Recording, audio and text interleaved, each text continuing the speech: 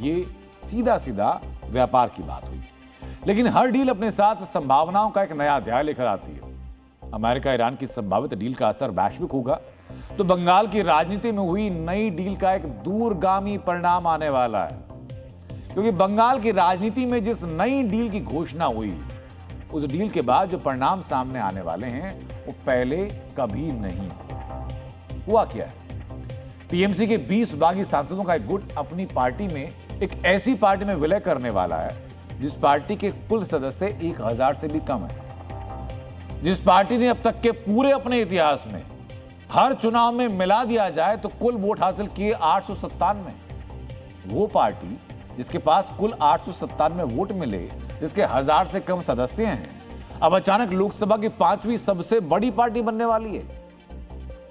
तृणमूल कांग्रेस के बागी सांसदों का यह नया राजनीतिक ठिकाना सिर्फ एक संगठनात्मक बदलाव नहीं है, बल्कि कई सवालों और संभावनाओं के द्वार खोलने वाला है। और इसलिए अब हम देश की 5वीं सबसे बड़ी पार्टी का डीएनए टेस्ट करने वाले हैं। मुंशी प्रेमचंद को आप में से कई लोगों ने पढ़ा होगा। उनका एक मशहूर व्यंग्यात्मक विचार है कि राजनीति में सिद्धांतों का स्थान अवसर ले लेता है। जो इस अवसर को बुलाना जानता है वो सफल कहलाता है। मुंशी जी ने जो बात व्यंग्यात्मक लहजे में कही वो आज देश की राजनीति में होती हुई दिखाई दे रही है, यहां का सच बन चुकी है। तृणमूल कांग्रेस में टूट इसका सबसे नया उदाहरण है। बागी सांसदों ने लोकसभा अध्यक्ष ओम बिरला से मिलकर स्पष्ट किया कि वो अब टीएमसी से अलग होना चाहते हैं।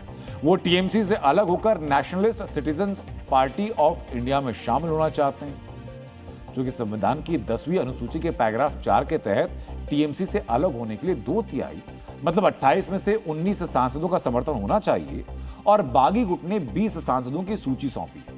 ऐसे में स्पीकर अब सभी 20 सांसदों के पत्र और हस्ताक्षरों की जांच करेंगे, फिर अलग गुट को मान्यता देंगे और फिर टीएमसी के सभी बागी सांसद nationalist citizens party of India की सदस्यता ले सकेंगे।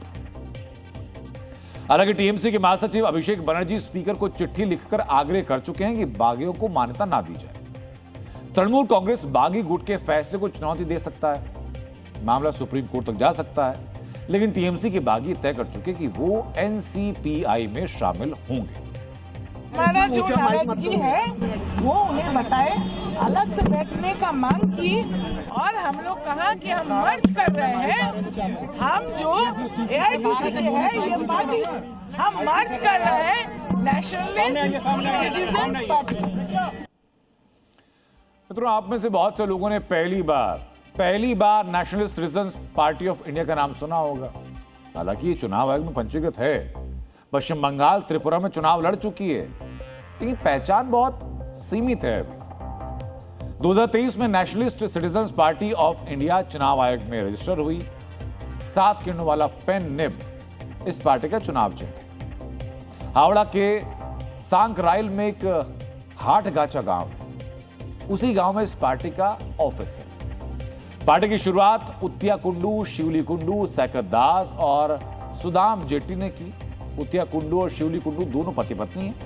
आप इसे पति पत्नी पार्टी कह सकते हैं। जहां इस पार्टी का दफ्तर है वहां एक एनजीओ भी है और एक अखबार भी पब्लिश होता है। 2023 के पंचायत चुनाव में हाटगाचा गांव की जड़हाट ग्राम पंचायत से एनसीपीआई ने एक उम्मीदवार को उतारा था, जिसको मिले थे 75 वोट। उसके पहले इस पार्टी ने 2023 में त्रिपुरा विधानसभा चुनाव भी लड़ा था। एक उम्मीदवार को मिले थे 536 वोट, दूसरे को मिले थे 246 वोट। एनसीपीआई का दावा है कि पार्टी के 1000 सदस्य हैं, लेकिन सदस्यता चुनाव आयोग ने सत्यापित नहीं की। अब सुनाते हैं आपको कि एनसीपीआई की पहली अध्यक्ष क्या कह रही है। मैं उसका फाउंडर प्रेसिडेंट था, अभी मैं कुछ दिन पहले उसको रिजाइन किया। हाँ, बंगाल के लिए काम किया था। हम लोग पंचायत इलेक्शन में चुनाव में हम लोग पार्टिसिपेट किए थे। त्रिपुरा में तो किया था, इसको तो सबको पता है। बंगाल में पंचायत किया था। नहीं, हम लोग एनडीए के साथ तो थे, उसके साथ ही जुड़े थे। एनसीपी के संस्थापक अध्यक्ष की बातों से यह तो स्पष्ट है कि इस पार्टी के डीएनए में ही एनडीए है। अपने दम पर संभव नहीं हो पाया, लेकिन अब टीएमसी में टूट के बाद यह पार्टी अपने उद्देश्य को पूरा करने के हालात में पहुंच गई, क्योंकि टीएमसी के बागी सांसद ये साफ कर चुके हैं कि वो एनडीए का समर्थन करें। और सबसे महत्वपूर्ण बात यह कि जब टीएमसी के 20 बागी सांसद एनसीपीआई में शामिल हो जाएंगे और एनसीपीआई औपचारिक रूप से संसद में एनडीए का हिस्सा बन जाएगी, तो बिना लोकसभा चुनाव लड़े लोकसभा की 5वीं सबसे बड़ी पार्टी बन जाएगी। मित्रों, 2016 में अरुणाचल प्रदेश में एक ऐसी पॉलिटिकल घटना हुई थी। तब तत्कालीन मुख्यमंत्री पेमा खांडू के नेतृत्व में 43 कांग्रेसी विधायकों ने पार्टी छोड़कर पीपल्स पार्टी ऑफ अरुणाचल का दामन थाम लिया था। हालांकि उस समय पीपल्स पार्टी ऑफ अरुणाचल लगभग 38 साल पुरानी पार्टी थी। 1978 के चुनाव में इस पार्टी के उम्मीदवार विधायक तक चुने गए थे। लेकिन एनसीपीआई तो सिर्फ 3 साल पुरानी पार्टी है। आज तक कोई भी उम्मीदवार इस पार्टी का एक भी किसी भी लेवल का चुनाव नहीं जीत पाया, और अभी अचानक लोकसभा की 5वीं सबसे बड़ी पार्टी बनने की तैयारी में उसी राह पर है। इस समय लोकसभा में बीजेपी के सबसे ज्यादा सांसद हैं, 240 सांसद, जो आपको टैली में दिखा रहा हूं।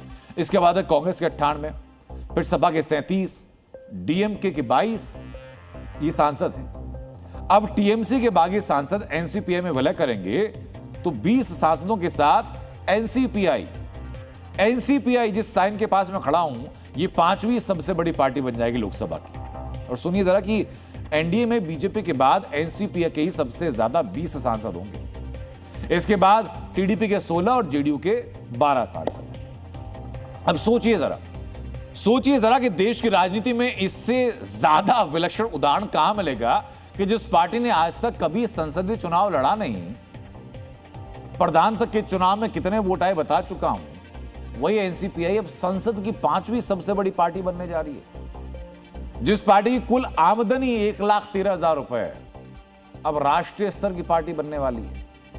यह भारत के राजनीतिक विज्ञान में पढ़ाए जाने योग्य तथ्य है कि एक पार्टी जो बंगाल में बनी, जिसका राष्ट्रीय कार्यालय बंगाल के छोटे से गांव में है, जिसने पहली बार चुनाव त्रिपुरा में लड़ा, चुनावी प्रयोग का असर दिल्ली में लोकसभा में दिखाई देगा। पति पत्नी की बनाई वो पार्टी जो दल बदलों को नकारने के सिद्धांत के साथ शुरू हुई, वो दल बदलों का नया ठिकाना बन गई। इसलिए कहा गया है कि राजनीति में विचारधारा अक्सर सिर्फ एक लिफाफा होती है जिसके भीतर सत्ता का अवसर छिपा होता है।